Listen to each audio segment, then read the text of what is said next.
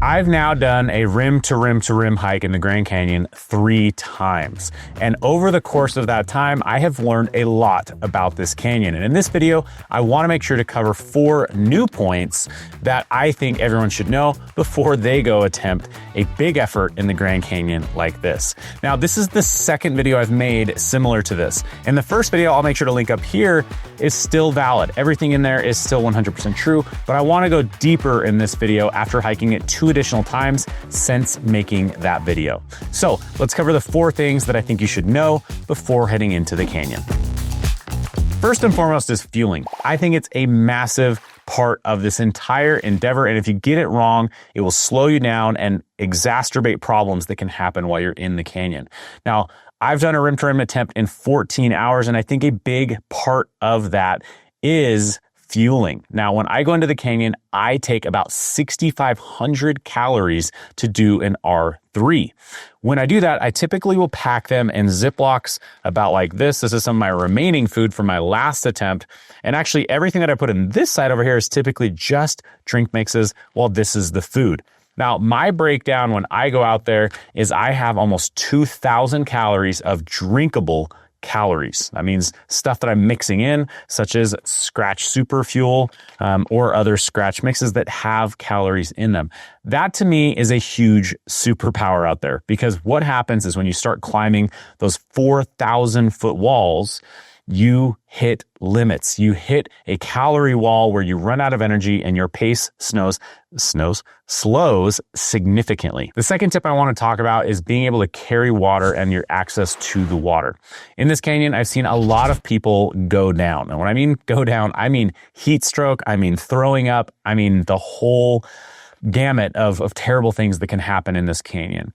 And one of the things that I found that can be incredibly helpful is to make sure that you have 1, enough water, and 2, quick access to your water. If your water is hard to get on your backpack or wherever you're carrying it, it can be a big problem. So I run 2 flasks on our Outdoor Vitals Fast Pack, and then I also run a 2-liter water bladder. What that allows me to do is carry 3 liters, and then I'll usually even carry a option to carry a 4th liter if needed, because depending on when you go, it can be very hot, but the water might not be turned on all of the spigots. And so that means you may need to do a 10-mile push, such as climbing from the bottom of the north rim all the way to the top and then back without any water. So make sure you have the ability to both carry a lot of water, but also have quick access to it, because you need to be constantly hydrating. Getting behind on water means that you have to play catch up, and playing catch up is nearly impossible. When I was just in the canyon, it peaked 80 degrees down there, which is absolutely baking when there's no wind. And I know it only gets hotter from there. So managing that heat is really, really important, and gear is a good way to do that. What I ended up wearing for sun protection was this prototype hoodie from Outdoor Vitals, an OV, a light colored hat essentially, and also a shade that can wrap around my hat. That offers me the ability to shade, that offers me the ability to wet this out and keep myself cool. And I would just advise you to get right down in those creeks that you're passing and cool your core temperature off. It can make an absolute world of difference, and it's absolutely worth it, because heat stroke is way hard to come back from. You may also want to consider something like a bigger hat like this, but just make sure you're protecting yourself from the sun. You really need to bring sunscreen. I bring a face stick. If you're not wearing a hoodie like this, you're going to need a lot of sunscreen. So personally, I prefer to wear the hoodie whenever possible and then just wet it out as much as I can. Some other critical pieces of gear, though, that I often see overlooked that honestly make me very, very nervous are these 2 things. One, you need to bring a trekking pole. This canyon, you're climbing 4,000 feet straight out of the canyon. You're pretty much constantly either climbing or descending. And without a trekking pole, you're really losing that advantage of strength that you can pull from your arms, both descending to save yourself on the descent, on your knees and things like that, but especially when you're climbing up and out of that canyon. Depending on which trail you're taking, but either the North or South Kaibab Trail have very large step-ups, and you really need to be able to get yourself up and over those, and trekking poles are going to make a massive difference. Now, this last one, even though this is what I would say the trail that never sleeps, because there's so many people going on it throughout the night, you still need to be careful. Temperature swings a lot in this canyon, and depending on the weather that you're experiencing or planning on, might determine how much additional gear you need to take. But emergency or safety gear, I feel like, is absolutely critical. If you were to roll an ankle in this canyon, or fall and have a break, or just not be able to continue on, and you had to be in place while someone comes to try to help you, you may be in there from 1 hour till 8 hours before rescue can happen.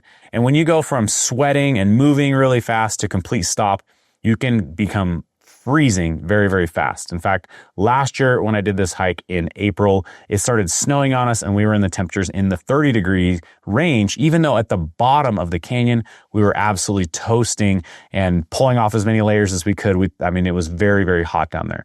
So because you're changing such massive levels of elevation, you need to be prepared for that. So this year I took a Ventus active hoodie, as my emergency piece, along with some leggings or joggers. But the year previous, I actually took an entire down suit with me. So I had a down puffy, and I also had down pants.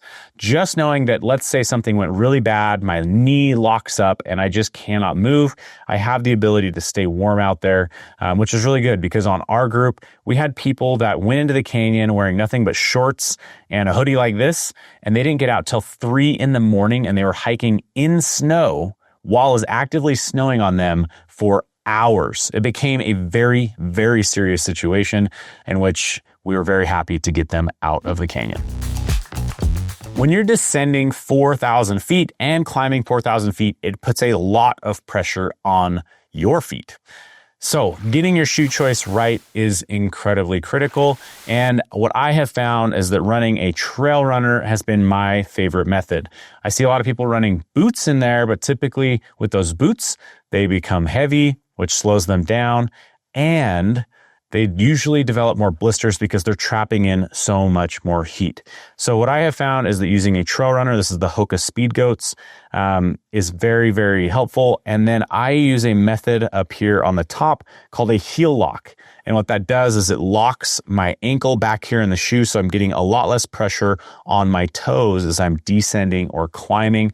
And that makes a world of difference. But pairing that with the right sock is also critical. And again, this is so important to get right and to figure out for yourself, because I've seen people that literally pack a second pair of shoes into the canyon, or they'll take 4 pairs of socks. Now, I only take a single pair of socks and shoes, but I did want to highlight that. Darn Tough socks are some of my favorite, as well as these Injinji toe socks. Now, what I like about these toe socks for an effort like this is that by spreading out those toes, it keeps my feet cooler, and it has helped me a ton with blistering. I've always felt like I had better feet than most of the people in the crew, not because I don't have very soft and feet that could blister, but simply because I have a proven system for myself. So make sure you get that right. Look into a lacing system that might work, such as the heel lock, so that you also don't blister by just sheer fact of your foot moving around too much in your shoe. All right, there you have it. Pair these 4 tips with the other 4 tips from our videos, and I think you'll be ready to go attempt the Grand Canyon R3. Now, as per usual, I don't even need to say this, you need to train. This is a brutal, brutal hike with more climbing and descending than you can possibly imagine until you go do it yourself. So give this a shot, put it on your bucket list. It's absolutely a hike worth doing. I hope that these tips help you enjoy the Grand Canyon.